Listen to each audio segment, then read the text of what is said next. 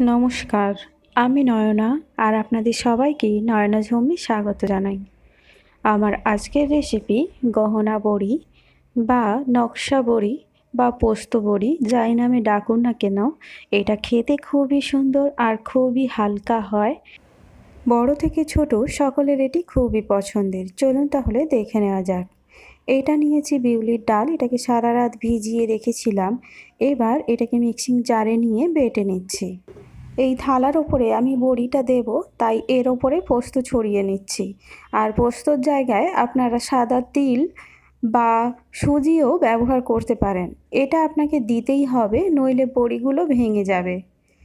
এবার বিউলির ডাল বাটার সঙ্গে দিয়ে দিচ্ছি পরিমাণ মতো লবণ।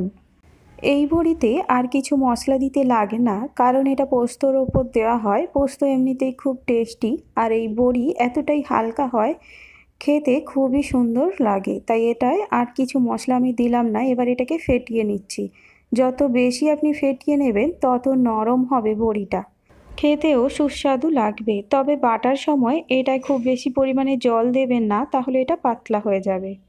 এবার দেখুন, একটু জলে ফেলে দেখে নিচ্ছি ফেটানো হয়েছে কিনা। ভালোভাবে ফেটানো হলে এটা জলের ওপর ভেসে থাকবে। দেখুন জলের ওপর ভেসে আছে, এটা ফেটানো হয়ে গেছে। এখানে নিয়েছি একটা মোটা কাপড় আর সঙ্গে দিয়ে দিয়েছি টুথপেস্টের মুখ। এটাকে কেটে আমি সেলাই করে নিয়েছি কাপড়ের সঙ্গে, দেখতেই পাচ্ছেন। এবার এখানে আমি দিয়ে দিচ্ছি ফেটানো বিউলির ডাল। আর বারবার বলে দিচ্ছি, যত বেশি এই ডালটাকে ফেটিয়ে নেবেন তত বড়ি ভালো আর সুন্দর হবে।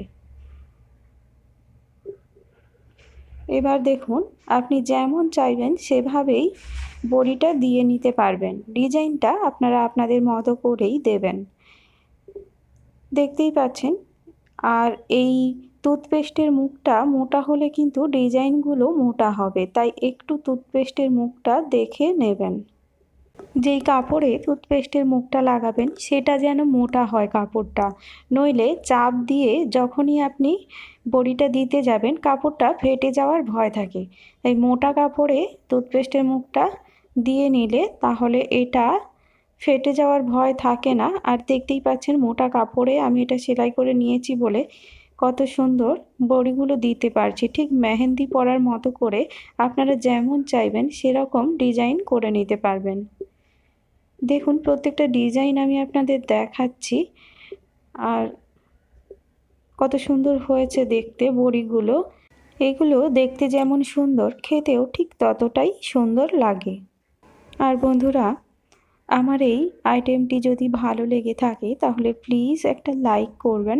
আপনারা রেসিপিগুলো দেখেন অথচ লাইক বা কমেন্ট করতে ভুলে যান, তাহলে একটু মনে করে প্লিজ একটা লাইক বা কমেন্ট করে জানাবেন কেমন হয়েছে দেখতে। আর আপনারা বাড়িতে অবশ্যই এটা ট্রাই করবেন। এটা শুকনো থেকে একদম ভাজা পর্যন্ত আমি আপনাদের দেখিয়ে দিচ্ছি। দেখুন এগুলো দেওয়ার পর আমি এটাকে রোদে রেখে দিয়েছি, আর এটা শুকোতে আমার 2 দিন পুরো টাইম লেগেছে। আর খুব ভালো রোদ হলেই আপনারা কিন্তু এই বড়িটা দেবেন, নইলে বড়িগুলো শক্ত হয়ে যেতে পারে। দেখুন কিছুটা শুকিয়ে গেছে।